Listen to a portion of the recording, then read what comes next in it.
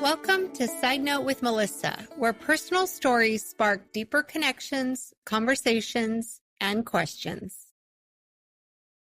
I want to share something kind of personal with you, a little bit vulnerable, and maybe a little bit shocking regarding debt.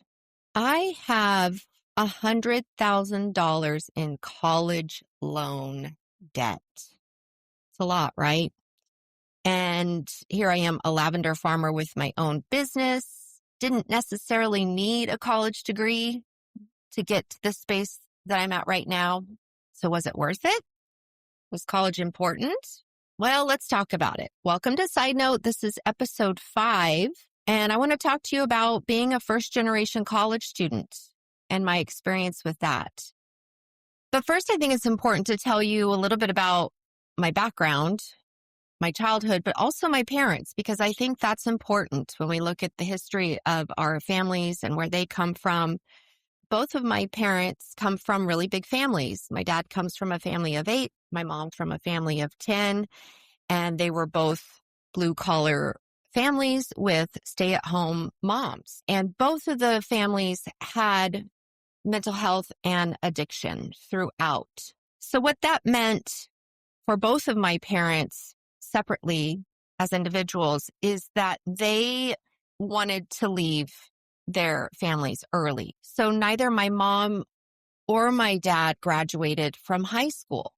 My mom left home and she became a waitress when she was just a teenager. And my dad, having always been a cowboy, I've seen pictures of him when he was little wearing his cute little cowboy hat and on horses. He was the only cowboy in the bunch.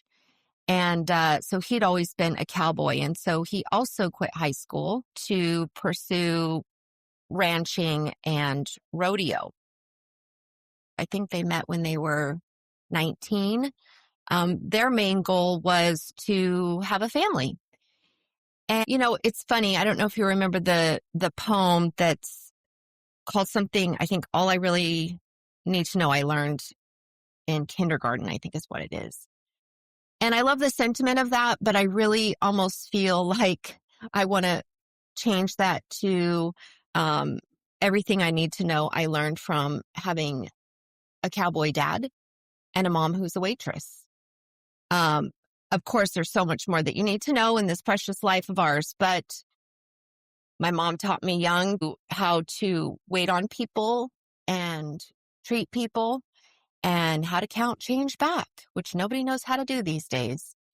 And my dad also taught me hard work, how to drive a stick shift, which also nobody knows how to do these days. So I was raised on ranches by a cowboy and a waitress. And this really gave me grit and a lot of solid foundation as far as work ethic, and also how I view things, whether it was a good experience or a challenging experience. It gave me perspective.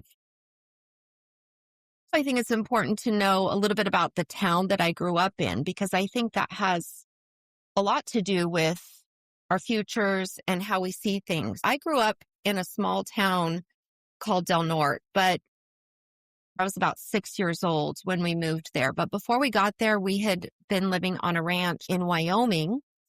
And I vaguely remember it, but we lived in a one-room cabin in a really small town in Wyoming. And I remember my mom would take us out to the outhouse every night to go to the restroom before bedtime. And then she would leave a Folgers can by the mattress on the floor, just in case we needed to go to the bathroom during the night. When you're a kid, that really didn't matter, but I do remember it.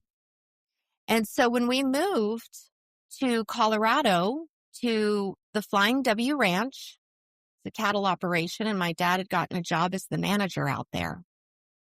And the owners of that ranch bought my family a trailer home.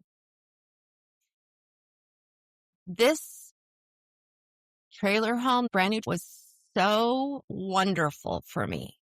I mean, I loved it. It smelled new. I had my own bedroom, and my brother and I shared a bathroom that was just down the hall. It was right between his own room and my own room. And it was amazing. And I remember I looked out my window of my bedroom and I could see a field of purple irises in the summer in Colorado. And side note, you want to know something really strange? Even to this day, when I have dreams about the ranch, it's me as a little kid looking out that window and seeing purple irises. I think it was very pivotal for me, very memorable.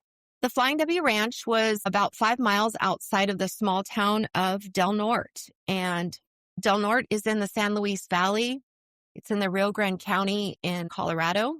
It's a very small town, one stoplight in town. Almost everybody there are farmers and ranchers. We went to school 4 days a week. So we would have Friday, Saturday, and Sunday to work on the ranches and the farms, but also for sports. That's where I grew up, on the Flying W Ranch outside of Del Norte, a small town in the San Luis Valley in Colorado. As far as school in Del Norte, we had a total of about 200 in the high school.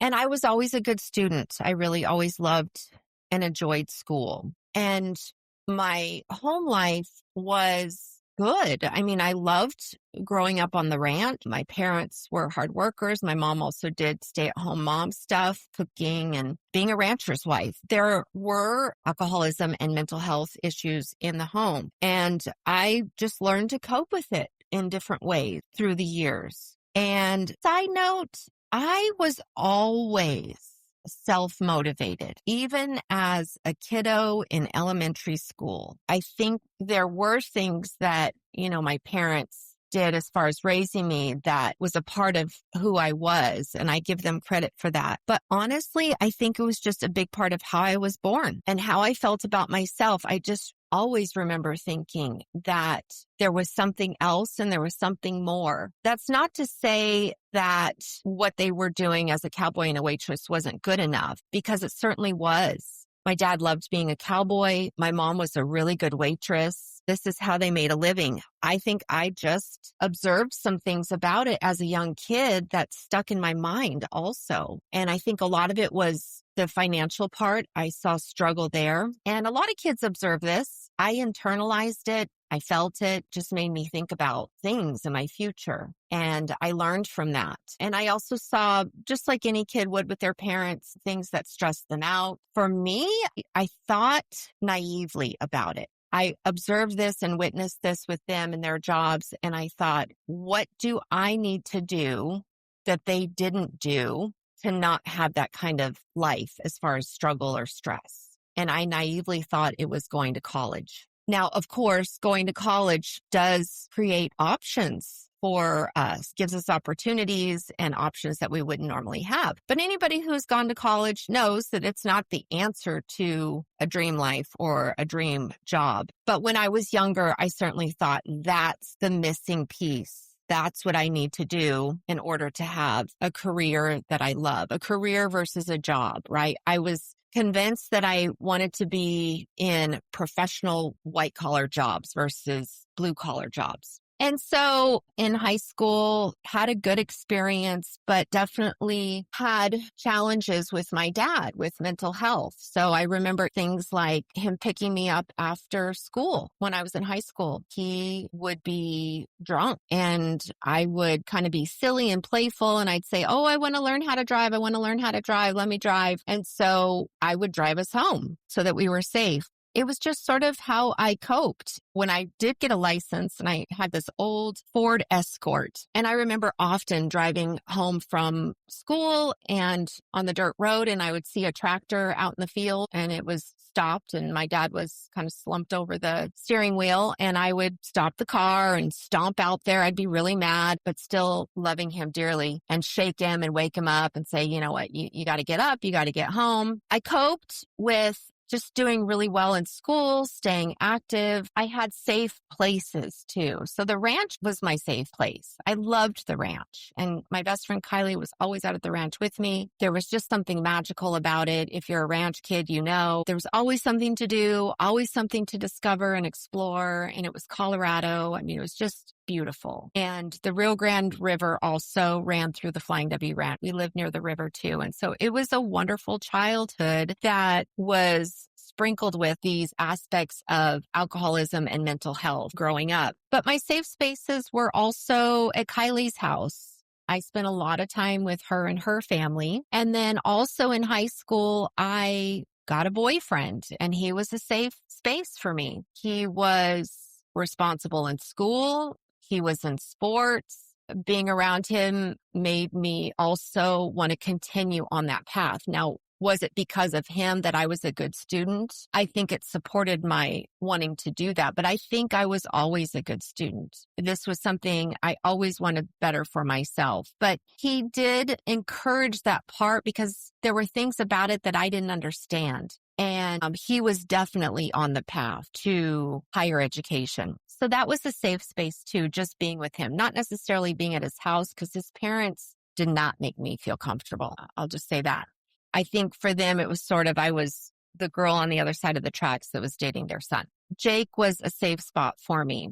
That was my high school experience. It was very positive. I was a cheerleader. I was in sports. I was a good student. I was dating Jake. I had my best friend Kylie. I was living on the ranch. I loved being on the ranch. My family was struggling with alcoholism and mental health, but we were there. We were together. It was a good childhood overall. But I knew that I wanted to go to college. Now, side note, I just have to say that I always kind of in the back of my head and my heart wanted to go to college in California. Small town girl in Colorado wanted to go to California. How did I know about California?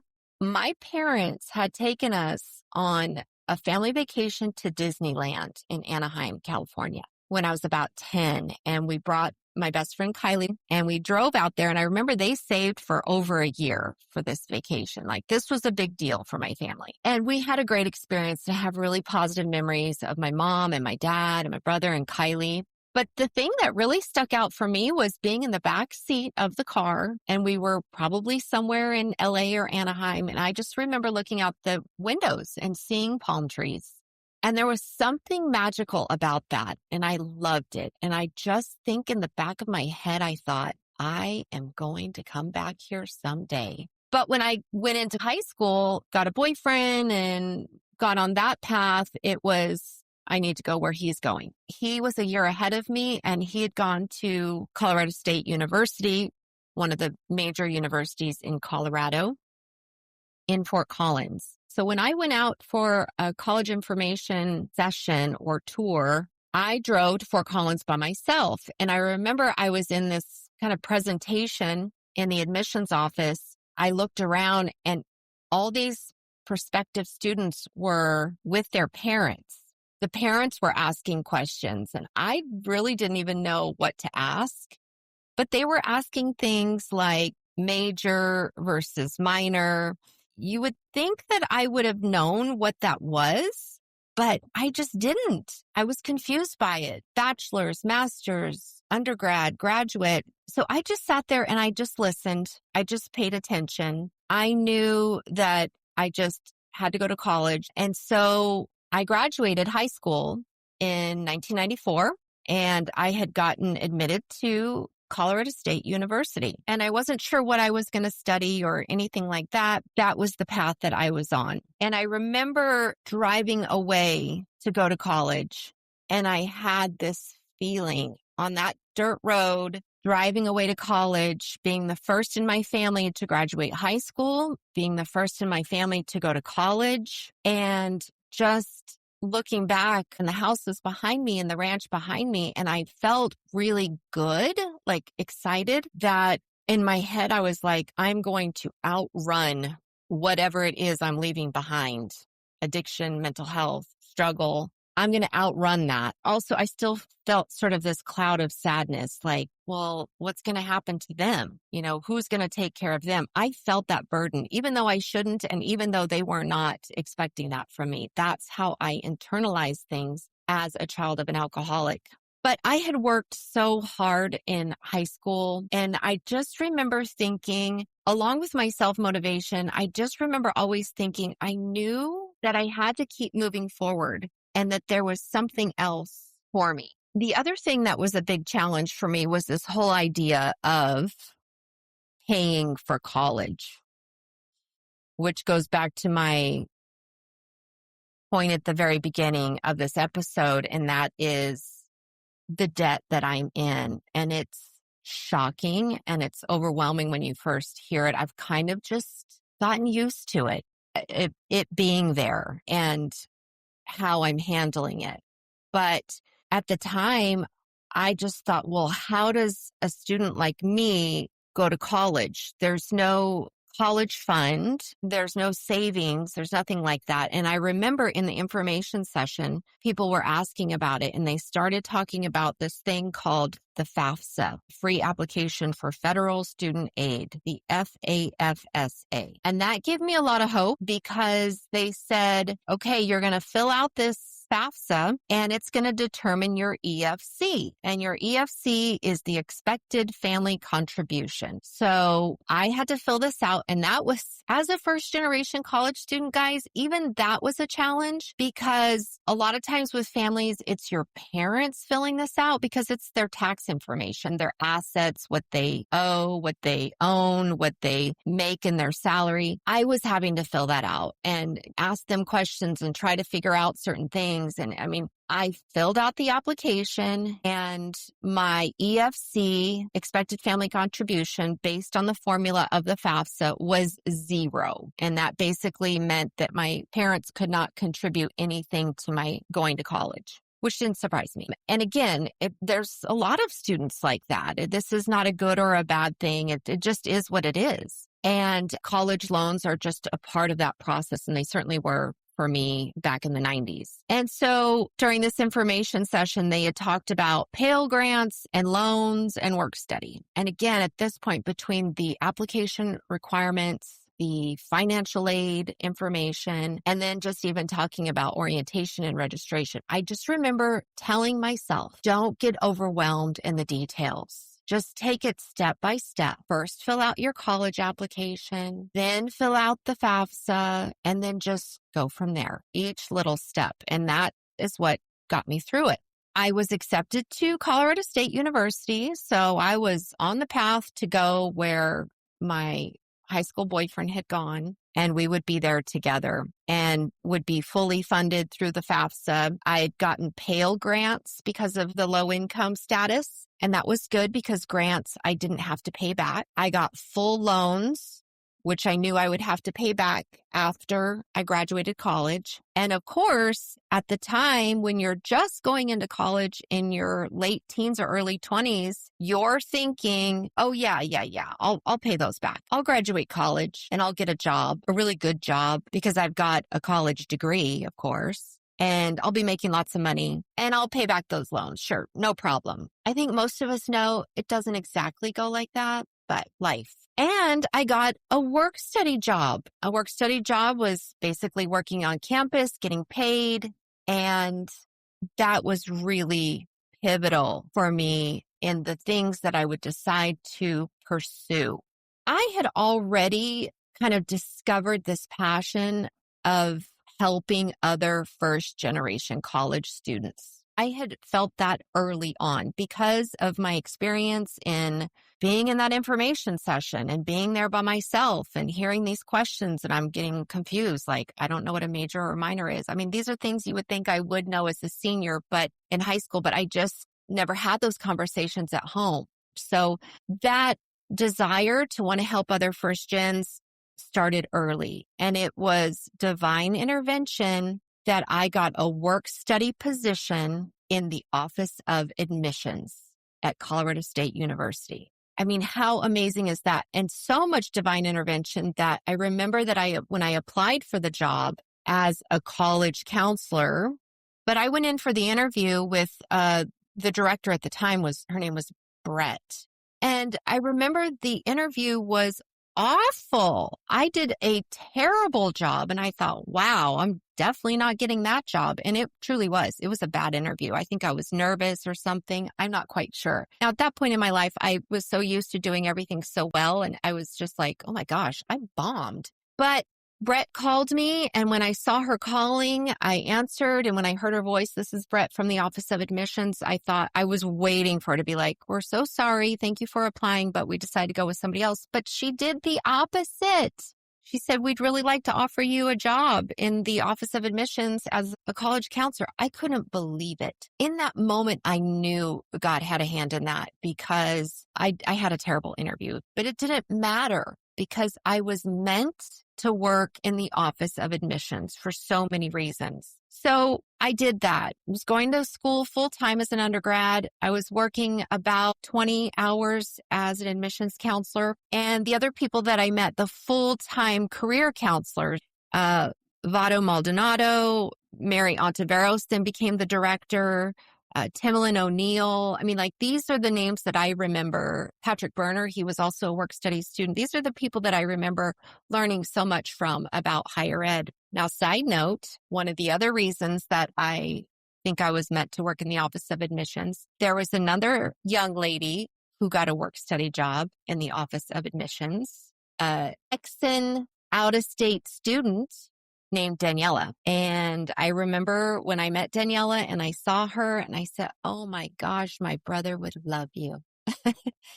And of course, y'all know that Daniela is my sister-in-law now, and they own Hill Country Ice Cream. And if you've listened to the other episodes, you know that's one of the reasons that I moved to Texas. Not the only reason, but one of the reasons. So fast forward, I invited her to my wedding, and that's where she met my brother. So that's that side note. But there I was working in the Office of Admissions. I was also an ambassador, so we gave tours of the campus. And I was actually getting to sit down with prospective students, many of them who were low income and first generation college students, just like myself, and talk to them about college. And I loved working with the first gens because I explained it to them in a way that I only wished everybody had explained it to me. I was very gentle with the process of FAFSA and explaining it step by step because I wished that somebody had done that with me. I loved doing that.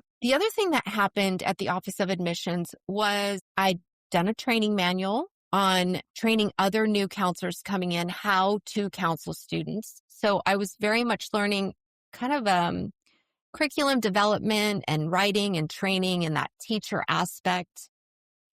But also at that time, they were only doing information sessions maybe once a month, and it was just more one-on-one counseling. But I think higher ed there was an increase in admissions, and all of different higher ed admissions offices at other universities as well all started doing presentations on admissions. Not just once a month or a couple times a month, but twice a day. They were doing these information sessions for prospective students and their parents who were coming to visit, asking questions about admissions, financial aid, programs of study. I remember I was really nervous about this. I was not a public speaker.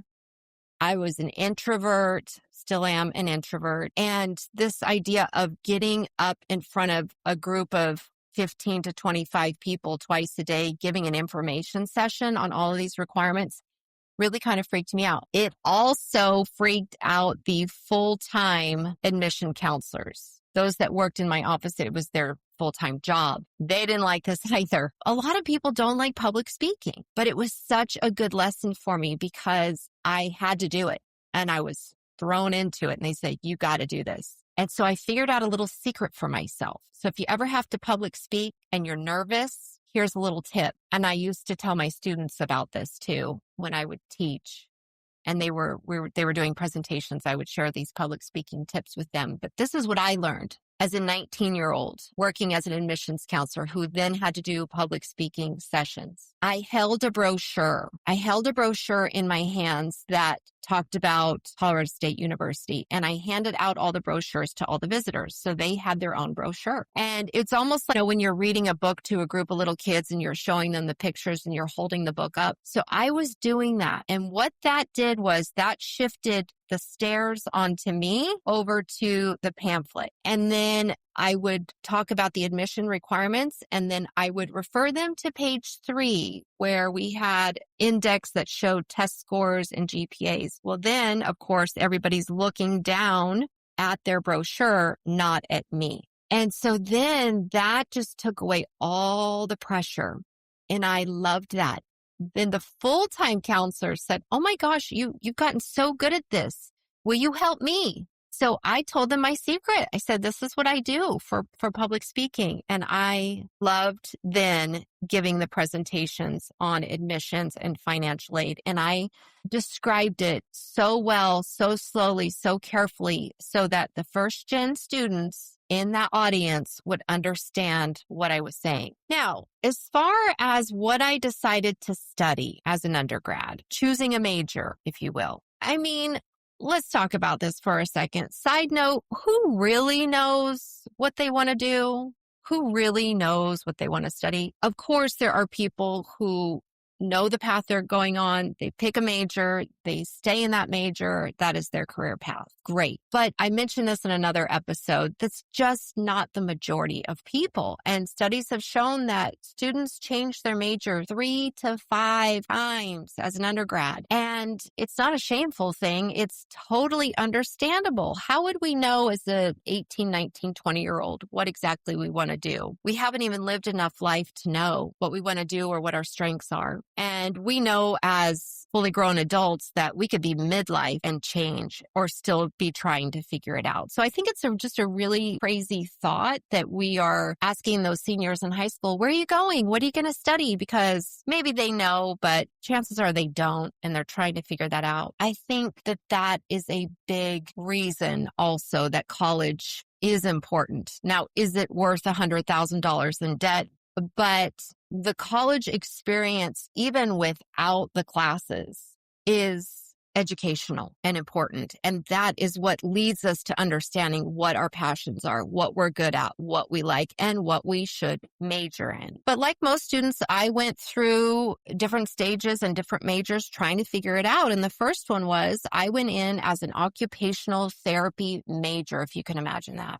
And maybe you can, because in theory, it was a good fit. It was a helping profession. And I think the other thing was I was still kind of following in the footsteps or the shadow of my boyfriend. And he was studying physical therapy, sports medicine, with the goal of physical therapy in graduate school. So I think in my head, I just thought, oh, well, he's going to be a PT. Well, I'll be an OT. And how cute is that? We'll be PTs and OTs together. But I tell you, I did an internship for a month and I said, no way. I am not doing this. This is not for me. This is not my forte. There are lots of people whose strengths and passions fall within this career, and it's not for me. So then the next step was, well, business. Business would be good, and I can use that in lots of different things. And I got my first D ever, D as in dog, in accounting. And I was devastated. I'd never gotten bad grades. I'd never even gotten a C before. And this accounting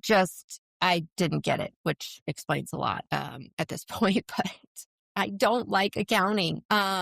And so I then thought, well, I like my sociology class. I love my anthropology class. I loved the communication classes, and I loved the psychology classes. So I switched to liberal arts with an emphasis in psychology.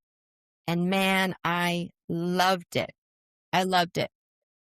And I just have to give a shout out to the late professors, William Harvey and Ann Gill. Those two professors from CSU, I still remember them to this day. I took a speech communication class with Ann Gill. She was a former lawyer who was a big advocate for free speech. And she took that experience and brought it into the class. And she was just an amazing professor. And William Harvey was an amazing African-American professor in liberal arts.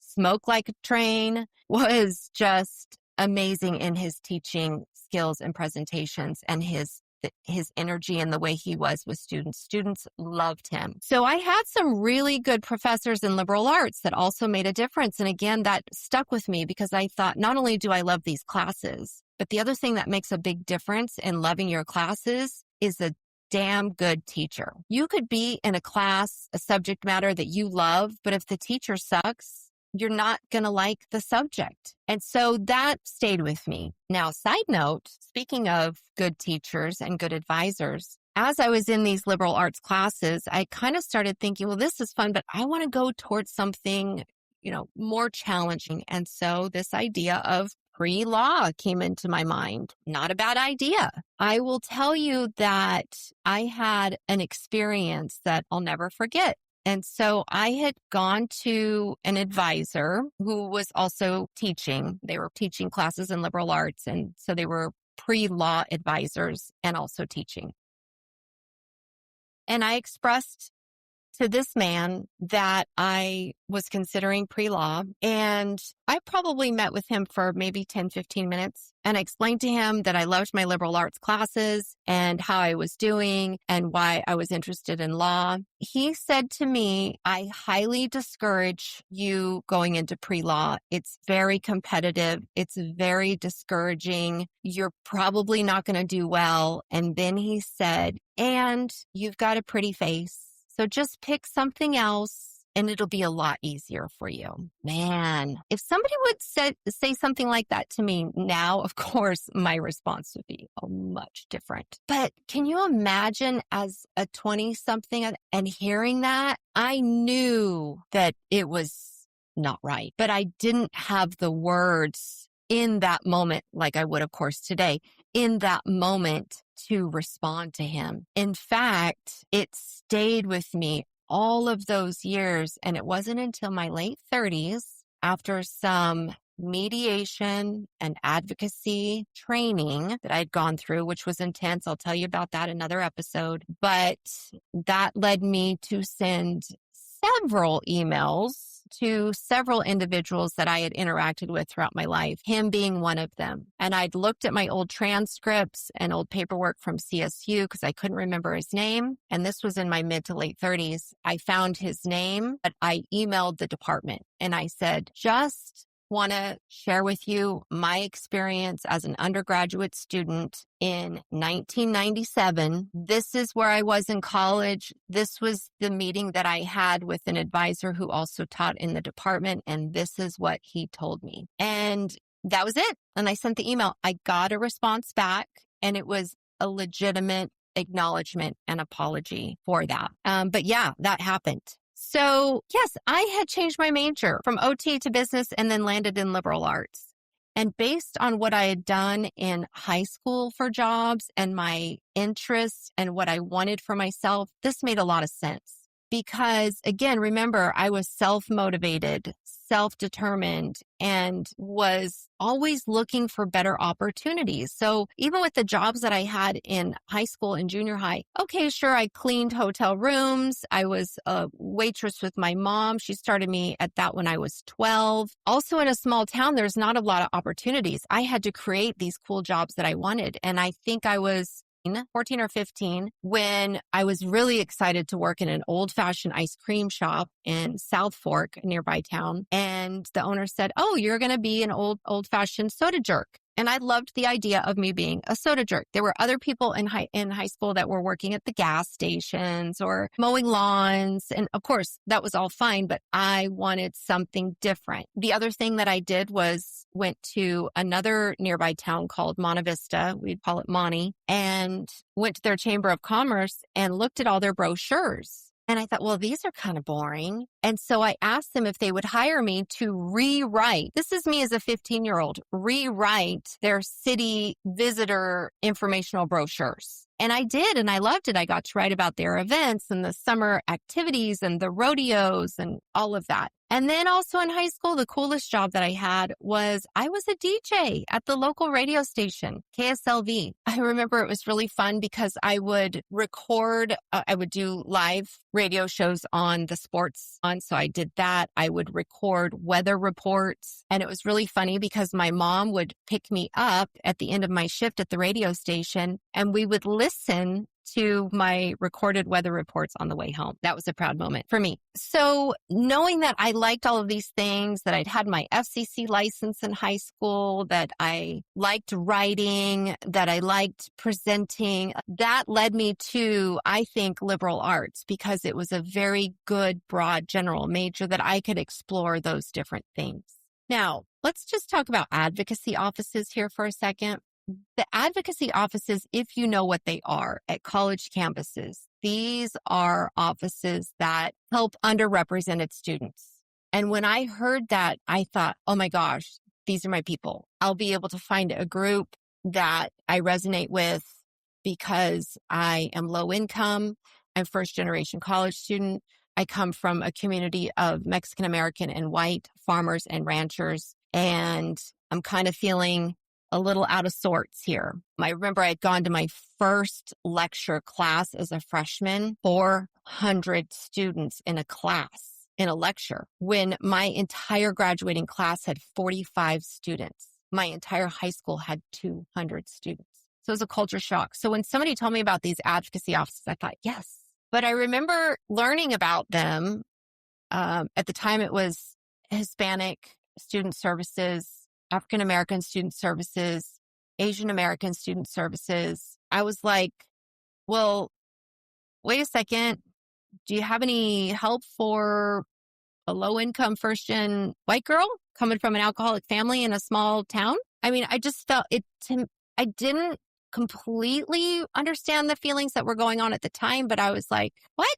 And so I felt even a little more lost at a big university, given where I came from. Now, I did have my boyfriend at the time, and he was a big support system. And that was good, but that was also, you could see how that was also not good for a young woman who was looking for other ways to gather encouragement and support. Having said that, I did get married to my high school boyfriend my second year of college. And we knew that we would be getting married ever since high school. Like, this was the narrative that we told ourselves, that everybody around us knew that we were high school sweethearts and we were going to get married. And so my undergrad college experience was, I got married. I was working in the admissions office as an admissions counselor, giving tours of the campus.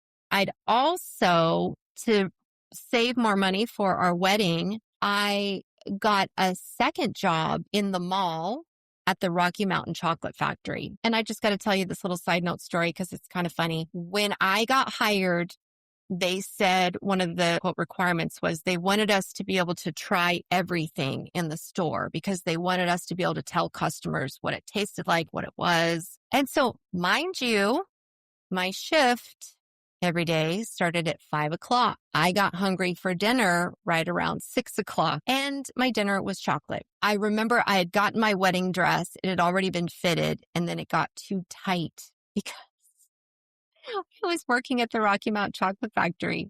But then, and this wasn't even planned, like losing weight wasn't planned, but it did happen that way. I think luckily, because obviously I'd been eating too much chocolate. But a month before the wedding, I quit that job because I was getting ready for the wedding and I needed to do all these different things. And that was the plan, was just to have the job long enough to save money. But because I was no longer working there a month before the wedding and no longer eating chocolate every day, I lost the weight, and my dress not only fit me, it was too big. Even though I changed my major from OT to business to liberal arts, I still graduated on time, which was important to me because the longer you're in college, the more debt you're racking up. And so I graduated in 1998. My then husband, as I'd mentioned before, wanted to go to graduate school. His dream, his goal was to be a physical therapist. He got admitted to a graduate program in Denver. So we moved to Denver, and he was going to school full time and wouldn't work.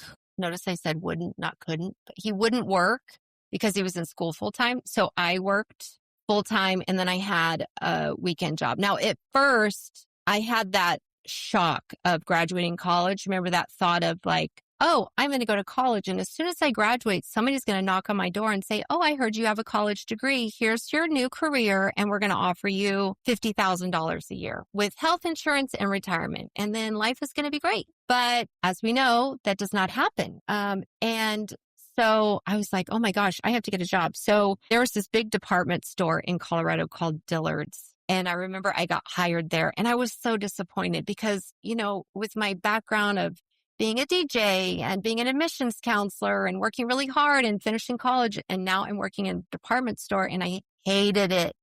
The thing that I will always remember is the lady that was my manager, and she said, well, we're going to put you in this department. And so it was either, shoe department or women's clothing or home, and then the department where you can sell purses. Well, she had heard me talk to a customer, and I was showing the customer, I think it was a Coach purse, in the locked cabinets, very fancy. And she took me aside and she said, now you need to know, we do not say purses. We say handbags. I thought, oh my God, get me out of here. I'll never forget that. I didn't stay there. I got a position at Mesa State College, a full-time, real job, salary, benefits, everything. Like this was the plan the whole time. Mesa State College now is called Mesa State University, but their main campus is in Grand Junction, Colorado. They had a satellite office in Denver, and so I was a recruiter there. So 2 major things happened when I worked at Mesa State College. Now, I have to tell you just a funny little random side note story about Mesa State College, the satellite office. It was in Arvada. Arvada is a suburb of Denver. The other thing that was in Arvada was the Jolly Rancher factory. So they actually closed down in 2002. This was at the end of 1998, 1999. And every day driving to work, I could smell the Jolly Rancher factory, and I could always tell which flavor they were making that day or that week. It's so random, but it was just like, I'll never forget it. I'm like, oh, they're making apple Jolly Ranchers today. Crazy. But regarding Mesa State, aside from it being an amazing full-time job in higher education, I also became a member of CESDA, which was a professional organization in the state of Colorado. The aim was to promote and help support underrepresented students. And I always resonated with that. Low income, first generation. That always meant a lot to me for obvious reasons. And CESDA was a big part of that. And a part of that underrepresented category was also, of course, minority students. But my focus was always low income and first generation college students. So I was working at Mesa State. I was working with students. I loved it. But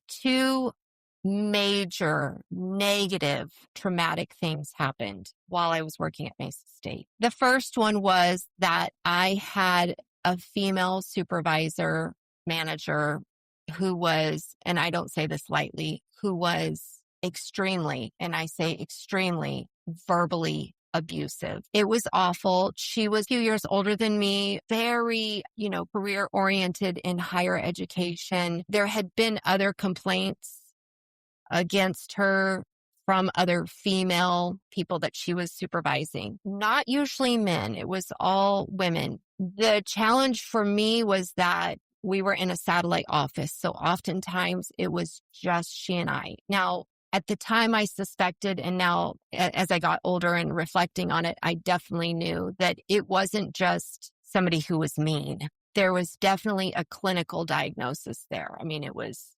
extreme. I had to report it to HR because I couldn't deal with it anymore. It was bad. And I knew I had to have that job because I was supporting myself and my husband at the time while he was in graduate school. This was a big problem. And we meaning me and other women that said that they had experienced it too, but had filed some complaints through HR. HR had done certain things to try to find a solution, and that maybe helped temporarily, but it was still, because it was clinical also. There was a clinical issue that was unmedicated, it seemed. And so it's not going to go away, of course. So I was almost afraid to go to work. But then the other traumatic event happened. Now, I'll take you back in time for a second. Think about this. 1999, Colorado, Denver, Littleton, the Columbine shooting happened. The two shooters, Eric Harris, Dylan Klebold, 15 people died. They went into the school, they shot 12 students, one teacher, and then they committed suicide. Columbine was one of the high schools that we visited often and recruited from because, of course, we were a Colorado college recruiting at the high schools in the Denver area. This shook everybody, obviously, but for those of us working in higher ed, going to this high school, recruiting students, I mean, everybody has a different perspective. Between that terrible thing happening and my supervisor, I was like, I have got to find something else. And so through CESDA, a friend had shared with me that they heard that the University of Colorado at Boulder was hiring. And I thought, oh boy, that would be hard to get a job there. And they say it is. Everybody wants to work at CU Boulder. It is like the top university in Colorado. When they have an admissions position open, hundreds of people are applying, and they had 4 positions available. But I felt good about it. I mean, I had prepared for this. I was a first gen. I was low income. I was in CESDA. I had worked as an undergrad admission counselor. Like, this was my career. This is what I decided I wanted to do for my life career. Working at the University of Colorado Boulder was the next step. And so I killed the interview, right? In such a good way. I got hired with 4 other admission counselors. My experience at CU Boulder was incredible. There were challenges about it for sure, and it was funny because they loved to tease me because I was from CSU, which is, of course, the main rivalry when it comes to sport. You know, you've got the CSU Rams versus the CU Buffs. It was a great job to have if you wanted to be working in higher education. And so my job was the same as Mesa State, and that was to go to local high schools and recruit students, but also I had territories throughout the United States. So I got to travel and go to places I'd never been and recruit students. And then we also made decisions on student applications. So we would look at GPA, test scores, letters of recommendation, and the college essay was really important. And of course, for me as a writer, I loved reading through the essays, but I got to tell you, it was a few years, after the Columbine incident that we were reading essays from students from Columbine who were talking about their experience in their essays. And it was really sad and heartbreaking to read these essays. And so that's what I did at the University of Colorado Boulder. I was also on their committee for diversity recruiting, which included underrepresented students, being first gen and low income. And my boss, even at the time, Kevin McLennan, I'll never forget him. He was a good boss, but he would always tease me because he'd say, we always can depend on Melissa talking about the first generation college students. She's always going to be there advocating for them. And I did. That's all I ever talked about was, what about the first gens? What about the first gens? And I'd also got an award through CESDA for my work with that. It was a great experience at the University of Colorado Boulder. After working there for about 2 years, another life event happened for me. And I remember when I was married, I was working really hard. My then husband was almost graduating from physical therapy school. Ever since we were in high school, the conversation was, and I think it was literal, but I think it was also a lot in my head, was we're going to go to college together. We're going to get married. He's going to go to PT school. And then we're both going to have careers. And maybe I'll go to graduate school, but undergrad should probably be good enough for this first gen student. I mean, don't want to ask for too much, right? That was going to be our life, most likely in Denver or one of the areas where he would get a physical therapy job and I would get a job in higher ed. And at the time, of course, I was working at CU Boulder, and that was an amazing job. There were maybe one or two times I had said, do you think we could ever move to California? Dare I ask? And it's just funny to even think about, because at the time, that was my dream. That was a dream that I'd kind of forgotten about in the back of my head. And I already knew the answer, his answer. It's like, are you crazy? California's crazy. People are weird there, blah, blah, blah. But it was just like, absolutely not. That is never going to happen. And I was okay with that, because as much as that was sort of a dream of mine since I was a kid, simply because I'd gone to Disneyland and seen palm trees and wore my little pink t-shirt that said UCLA. Other than that, I was married. I had graduated college. I loved working in higher education. Like, this was good. But we were having problems in our marriage. And then there was a shift when he graduated and got a job back where we grew up. That's where I put my foot down. I said, I'm not going back there. I'm not living my life there. I was also confused because I'd worked so hard, and it seemed so obvious to me that while he may have found a physical therapy job at the local hospital there, what about me? So I remember asking him that question, being hopeful in an answer that I was hoping to hear. And I said, well, what about me?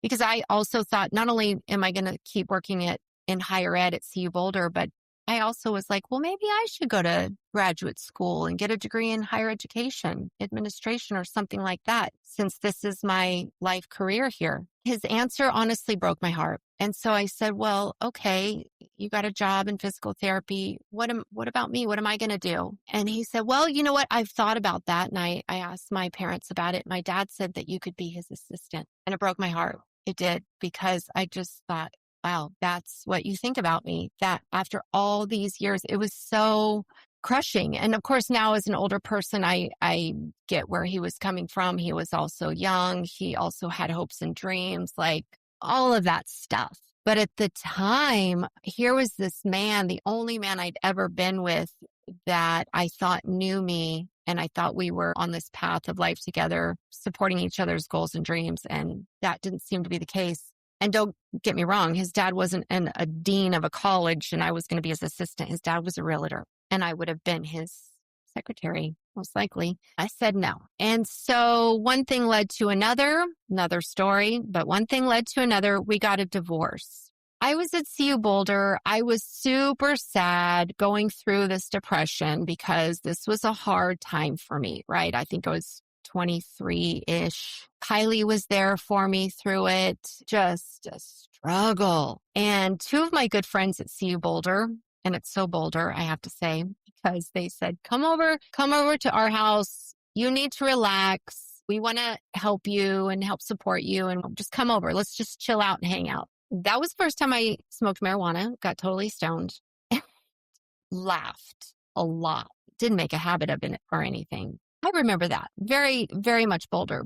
Then I heard that voice, and I don't think it was the marijuana. I heard the voice, and I think it was my higher self saying, hey, you, here we are now. Now, remember those California dreams you had? In alluding to my next move after the divorce, it looks like I'll be heading west, and I'll tell you all about that starting in next week's episode 6. But I'm curious how this episode resonated with you in thinking back on your own timeline and the choices that you made regarding college or no college or vocational training or just your career choices and changes. I'm curious about the observation of the cues and the connections, one thing leading to another. I mean, you've heard in my previous episodes about how I became an esthetician. It's not all linear. Then I went back and did other things I never expected to with that experience. So it's like in talking to younger people, it's really wanting to encourage them just to be observant, to pay attention to these cues and these connections. Sure, grades are important. Planning is important. But we know that there are other things in this world that are involved in what happens next. And, even my experience with choosing a major, I did an internship, didn't like it, failed in a class. That told me something. So it led me to liberal arts. And, most people when they're younger, they have this idea of the careers of teaching or being a doctor or a lawyer or something specific. Nobody says, I want to be a higher education professional. Nobody says, I want to be a spa health writer. I mean, these are things that come up in experiential learning and being proactive and creating things yourself. There are so many careers and jobs out there that we don't automatically think about when we're younger, but that do exist, that do resonate with us. So I'm just curious about your reflection on your cues and connections and how that led to where you are now or where you're going. I got some great questions this week from listeners, and there's a list of them, and I'm sure I'm going to have side notes and tangents. So let's get right to it. The first question that I got actually from a few people is, can I still give facials or do I still offer facial treatments? And the answer is no. The reason for that is I could say that I don't have time, but I could make time. But side note, in this kind of era of my life, I am all about creating a life of slow living. So one of the things that has been really powerful to me is knowing that even though I can do something, meaning giving facial treatments, doesn't mean I should do it. Just because I'm good at it doesn't mean I should do it. Just because I actually really enjoy it doesn't mean I should do it. At this point in my life, I'm really trying to prioritize my number one passions, at the same time creating slow living and being present in my life. And that means working on my screenplay, which of course I'll talk about in another episode, working on these podcasts, which I'm finding really fun, and of course, running a business. So as much as I love it, as good as I am with giving facials, I do not offer facial treatments at this point in my life. However, some of you also asked, can I recommend estheticians, both in Santa Barbara and in Texas Hill Country? And the answer is, of course, yes, because of all of my esthetician graduates that are, many of them are in Santa Barbara, some are in LA. And I've met other estheticians here in Texas Hill Country. And so I still get to talk about aesthetics and still kind of be in that world without having to do facial treatments. So just DM me if you're curious about estheticians in Santa Barbara or in Texas Hill Country, and I'd be happy to share those names with you and the names of their spas. That also leads to this other question that I got, and that is, am I licensed in Texas as an esthetician? So in my other episodes, I talk about how I'm a licensed esthetician, and my training and state boards were, of course, in California. I am still licensed in California. I keep that license updated. The reason for that, you've heard me talk about this in my other episodes, is that options are security. So even if I really probably won't use it, you just never know. And so I want to be able to have that license just in case I need to use it. And so when I moved to Texas, I got my license here in Texas, and that was fairly easy because there's reciprocity between California and Texas, meaning I just had to apply and transfer my license here. I didn't have to take additional classes or hours or anything like that. In some states, you might have to do that. But from California to Texas, I did not have to do that. And so technically, legally, I am a licensed esthetician in both California and Texas. And I like this because, I still am sort of in that world. When I'm making my products, I'll go to skincare trainings, still like to go to spas and be in the know about those things. So I'm glad that I still have those licenses.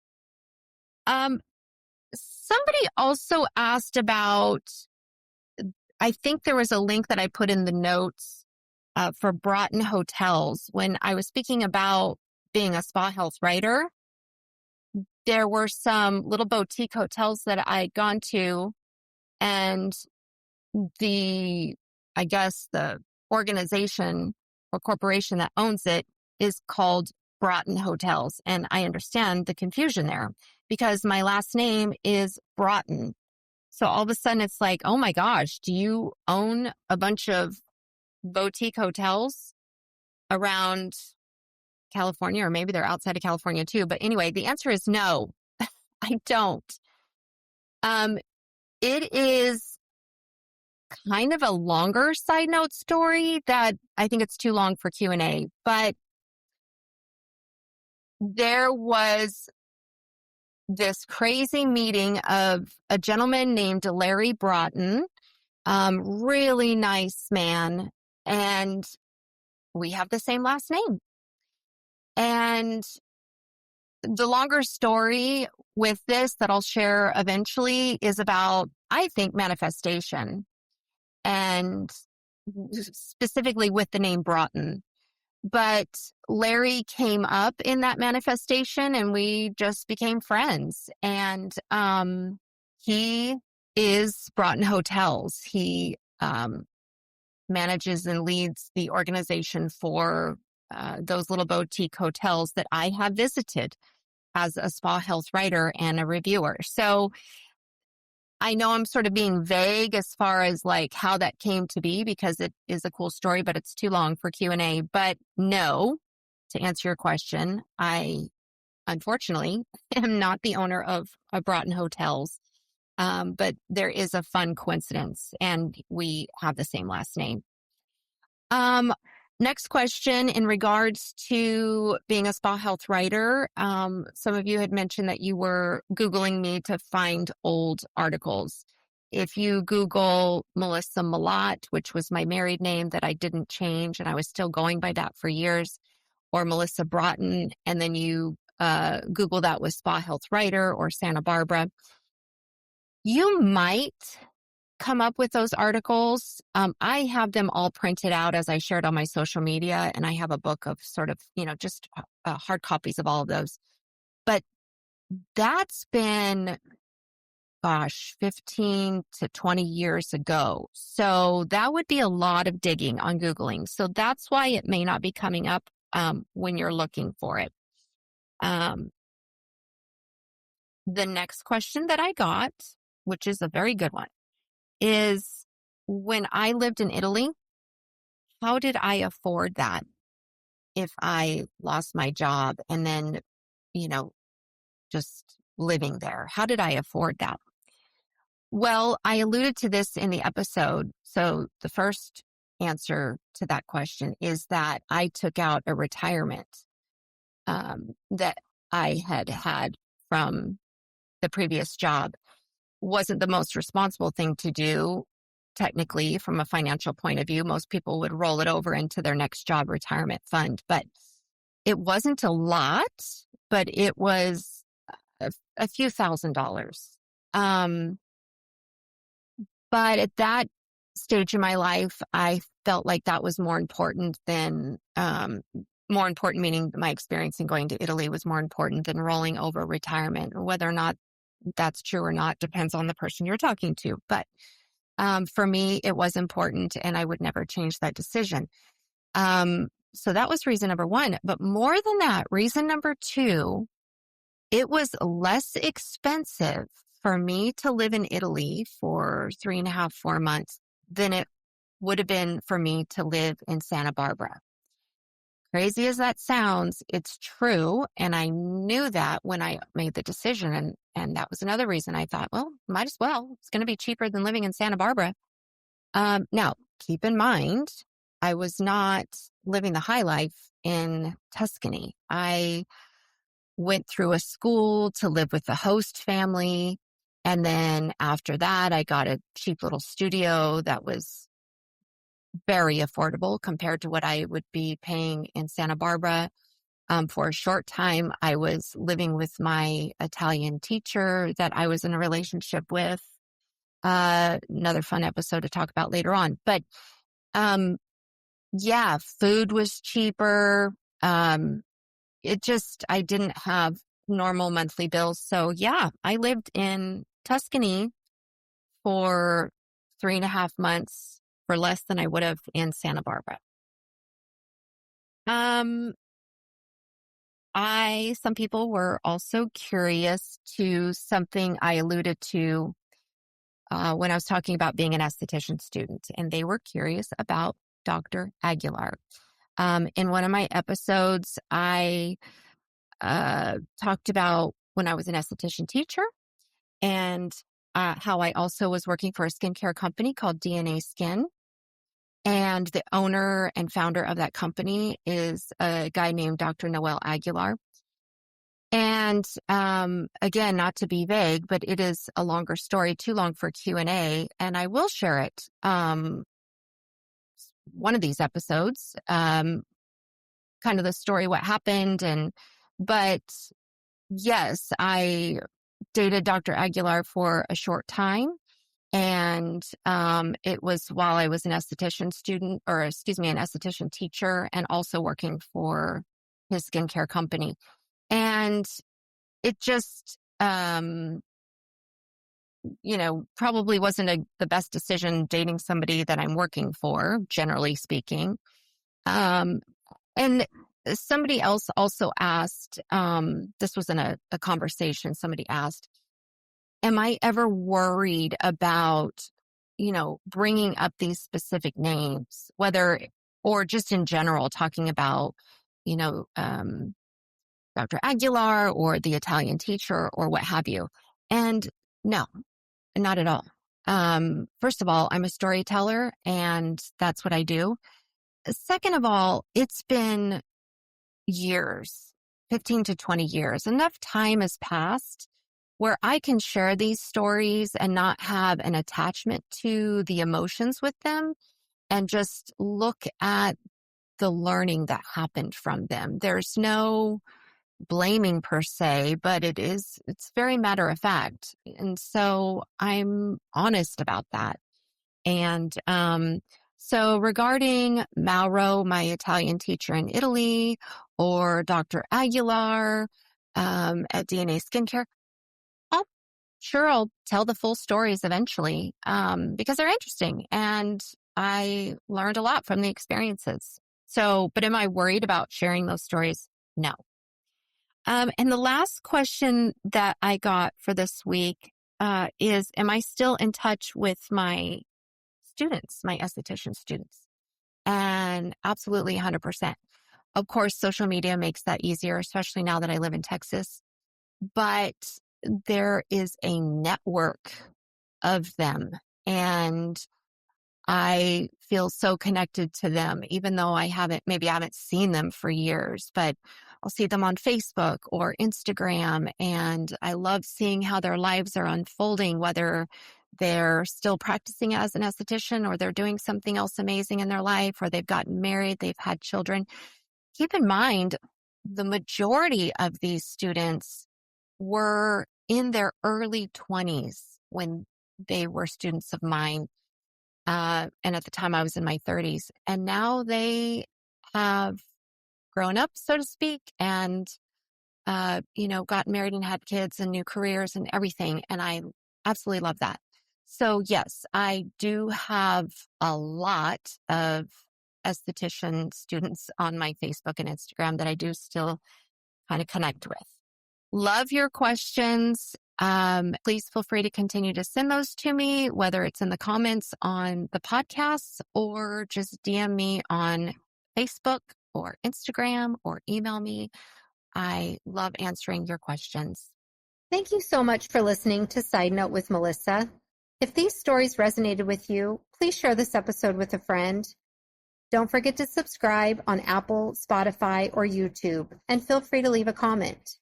You can also follow and connect on my Instagrams, Side Note with Melissa or June Bloom Lavender. And I hope my crazy, convoluted stories made you laugh, smile, and even reflect on your own chapters. This podcast is brought to you by June Bloom Lavender, a lavender speakeasy in the Texas Hill Country. June Bloom specializes in handcrafted lavender gifts and a premium skincare line made with lavender harvested each summer by owner Melissa Broughton, that's me, in Santa Barbara County, California.